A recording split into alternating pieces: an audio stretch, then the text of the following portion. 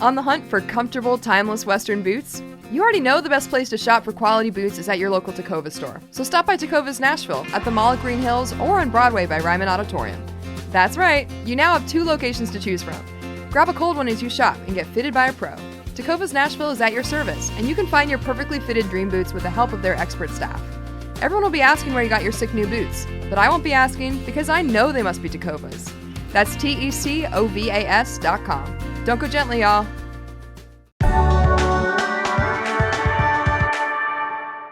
Today on CityCast Nashville, it's time for our Friday News Roundup. We always like to end the week with the biggest news stories in town and break them down for you with journalists, comedians, and anybody else who we can convince to come on the show. Today, we've got your Metro Council update, ways to help our neighbors in East Tennessee and Western North Carolina in the wake of Hurricane Helene, and let's call it an interesting news story out of the Belmead Plantation. The Belmead Historic Site and Winery.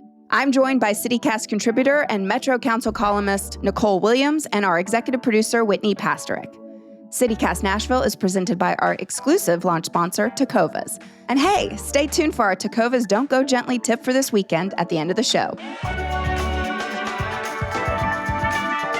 It's Friday, October 4th. I'm Marie Cecile Anderson, and this is what Nashville's talking about.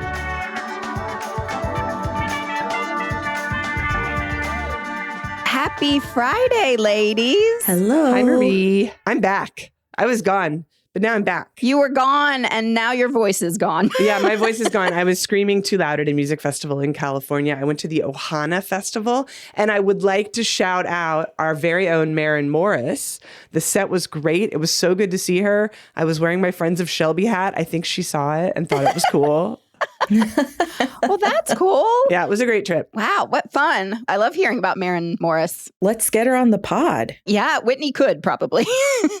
I should have thrown her a note. Yeah, from CityCast Nashville. We love you. Girl, won't you come on our podcast? Oh my gosh, I would freak out if she could be on our podcast. I would turn my camera on for Maren Morris. I would turn mine off.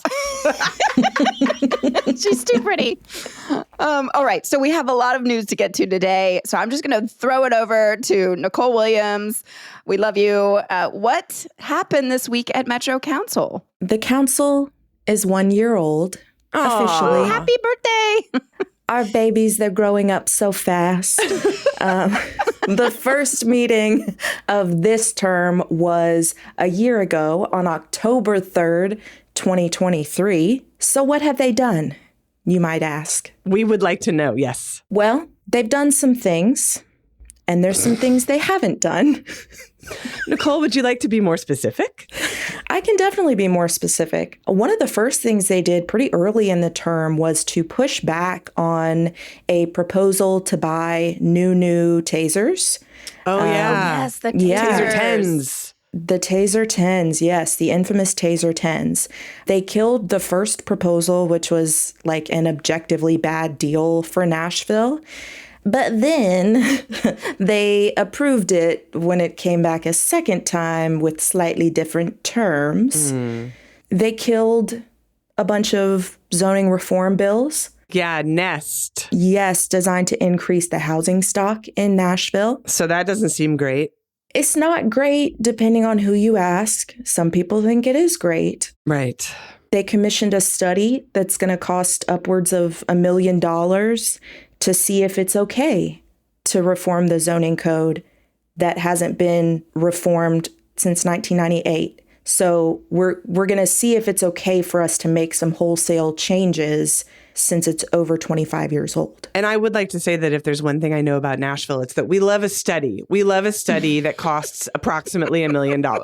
Yes, we absolutely love a study, and we love that $1 million range. Like that's our sweet spot. That's the sweet spot. I would like to, if you would like to give me a study for $1 million.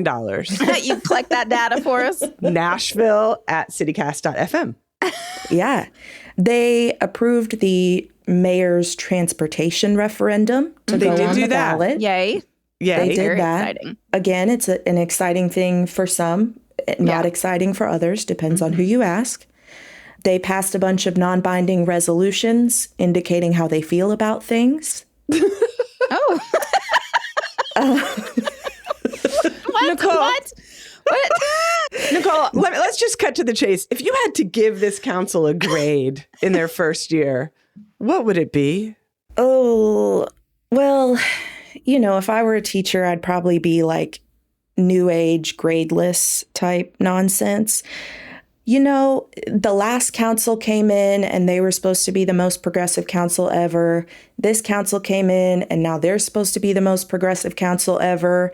I'm going B minus. I was going to say a B minus, but I'm thinking C plus. Look, I'm kind of with you. I feel like they walk right up to doing good things and then kind of don't. But then like the performative good things are great. Like all 100%. of these anti-Nazi measures sailed through this week, Yep.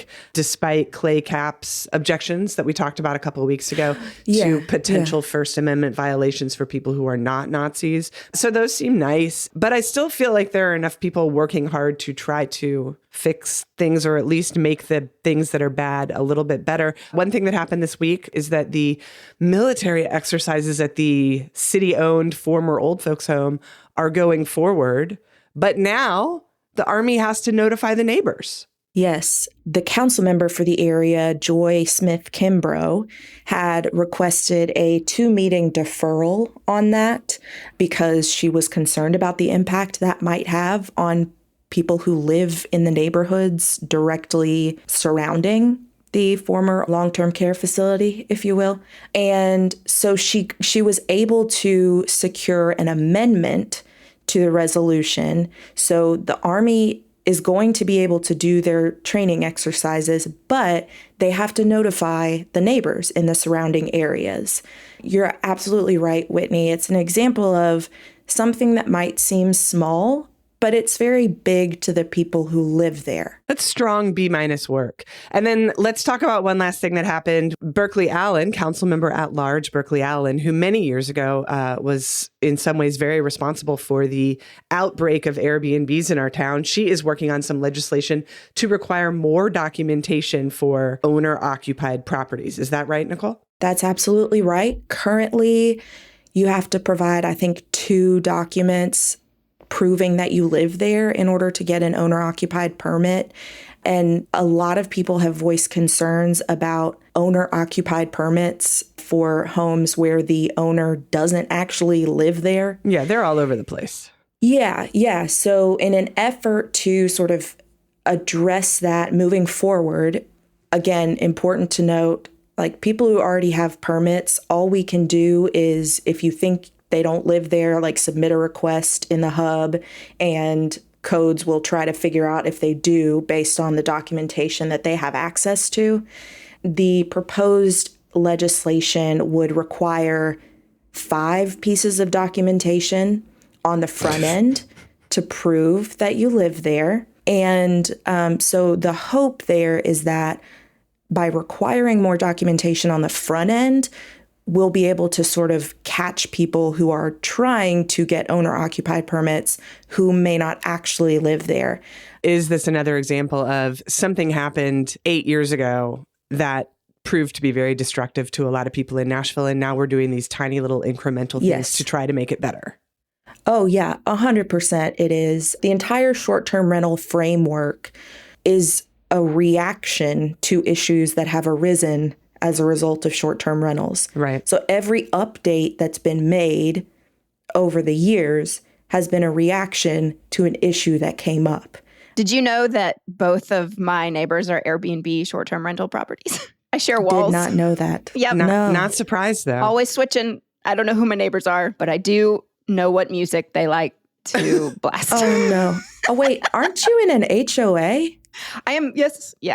Yeah. And y'all we allow have- short-term rentals? Yes. Oh, However, bad call. when I was looking at the property before I bought, the developer did not say that. They said no Airbnbs allowed. So, You got to read the covenants and the bylaws, yep, folks. I didn't. First time homeowner, got too excited. That's fair. We're going to take a short break. And when we come back, we're going to turn our focus to our neighbors in East Tennessee and Western North Carolina.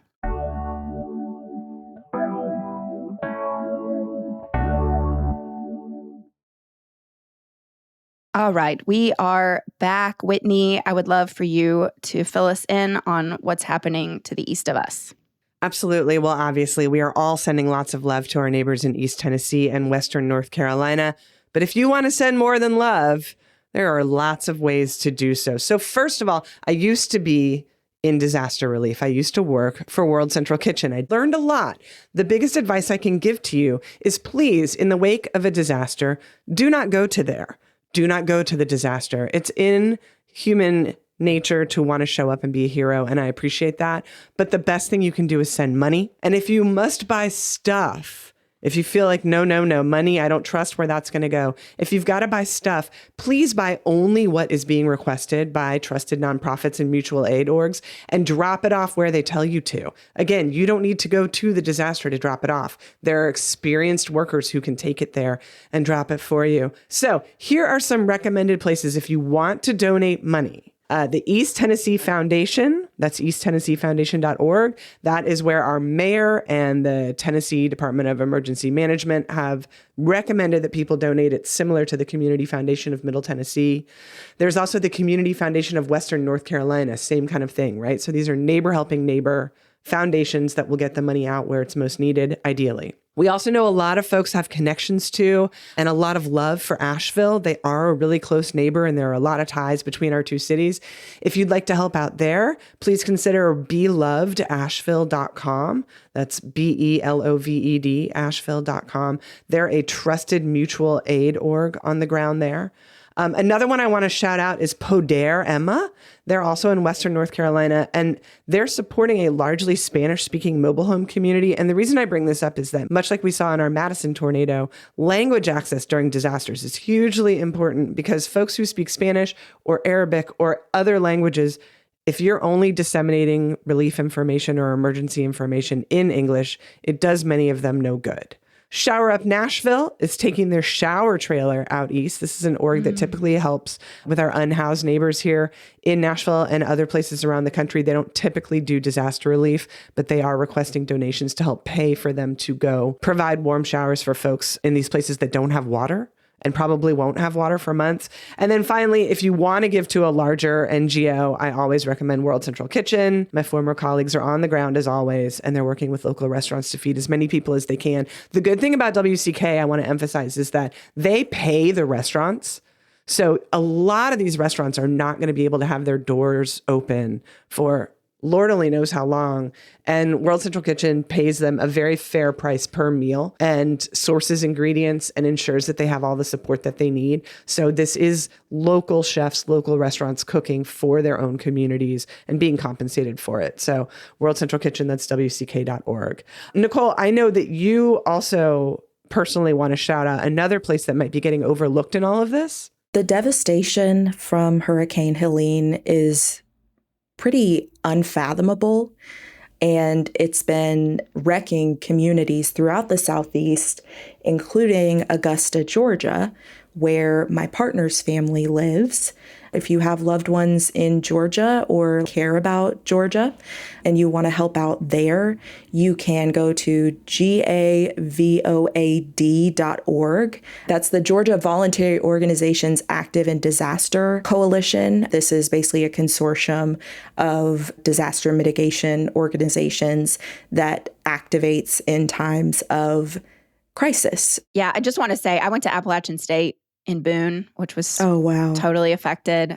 And I lived outside of Asheville, and I have a lot of friends there. So what I also just want to say is that if you do know anybody personally, what I've been doing is I've been reaching out to those people and asking just for their Venmo, because what I'm learning is that individuals on the ground, if they have money and supply, they're able then to personally buy water. They just need water, which is just devastating. So, Marie, I know there's one local elected official driving donations out east. Can you tell us about that? I would love to. MQA Station and Apple and Oak are both collecting items this weekend, and Afton Bain will be driving out to Cocke County requesting bottled water, flashlights, trash bags, first aid kits, portable chargers, diapers, and wipes.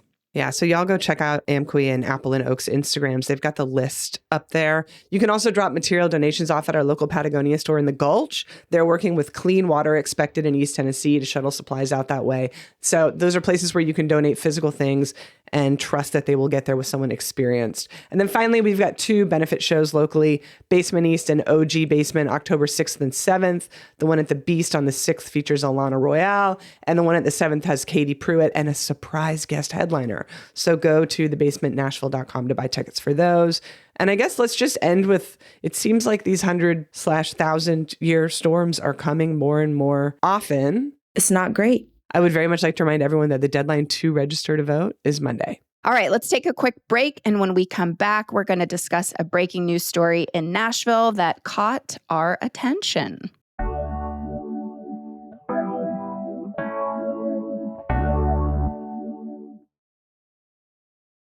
Making waves this week in Nashville is a story that centers on the Belle Meade Historic Site and Winery. Or if you grew up here like me, you always referred to it as the Belle Meade Plantation.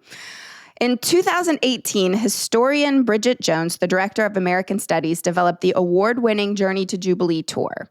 She specifically designed the tour so that visitors could get a better understanding of the raw and uncomfortable truth about the enslaved people who lived and worked there.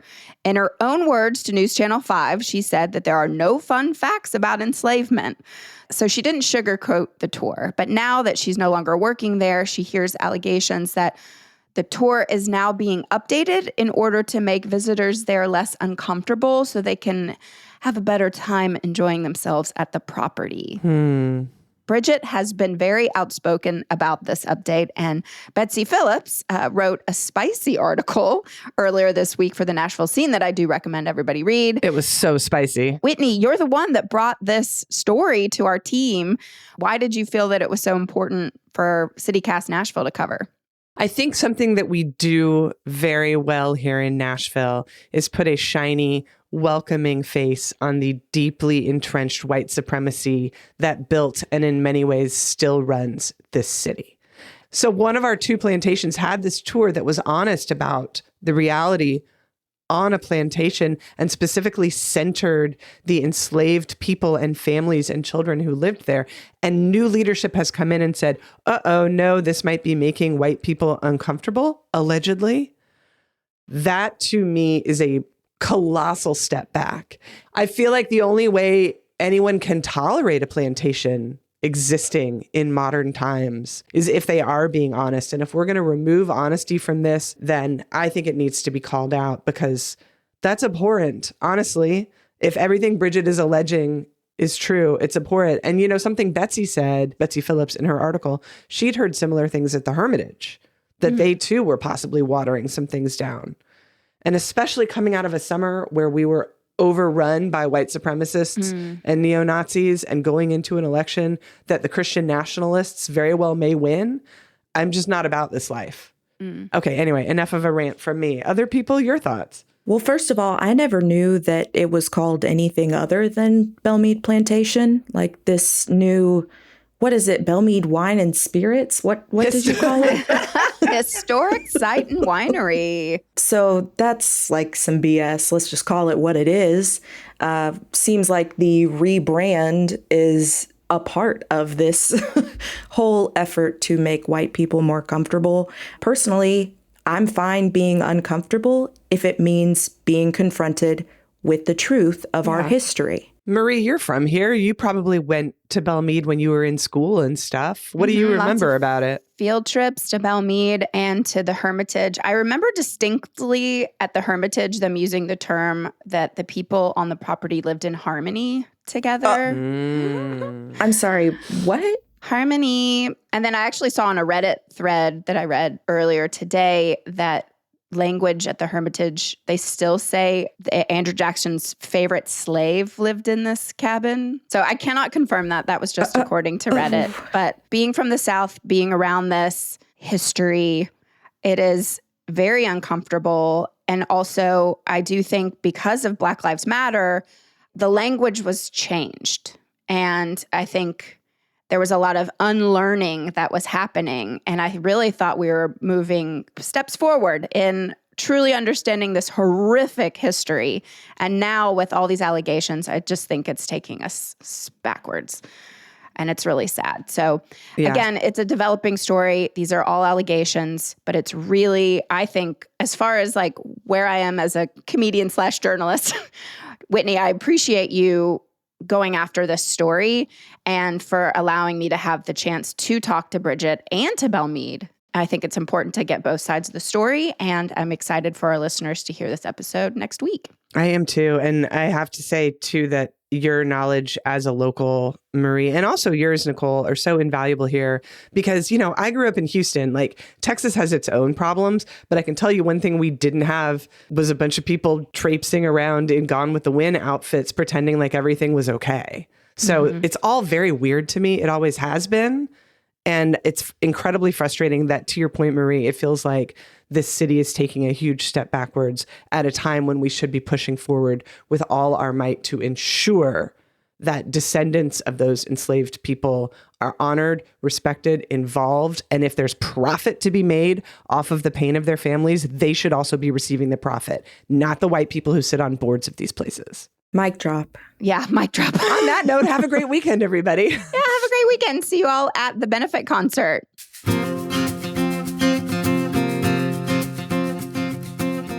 And now it's time for your Tecovas Don't Go Gently tip for this weekend. Nashville Oktoberfest is taking over Germantown. It's the longest continually running party in the Southeast, slinging beers, brats, and schnitzels since 1980. General admission ticket starts at $10. Beer and food is extra. And hey, don't miss the Dachshund Derby on Sunday in Bicentennial Park. Racing wiener dogs, y'all. We recommend a rideshare for this event since parking is bonkers and you'll probably be imbibing. Make good choices and have fun. And hey, don't go gently, go into Covas.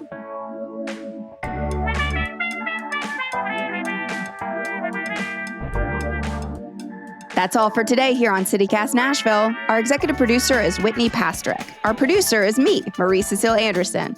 Our Hey Nashville newsletter editor is Margaret Kingsbury. Our theme music is by Prof Jenkins. If you enjoy the show, why not tell a friend? Rate the show, leave us a review, and subscribe to our Hey Nashville newsletter. We'll be back Monday morning with more news from around the city. Toodles!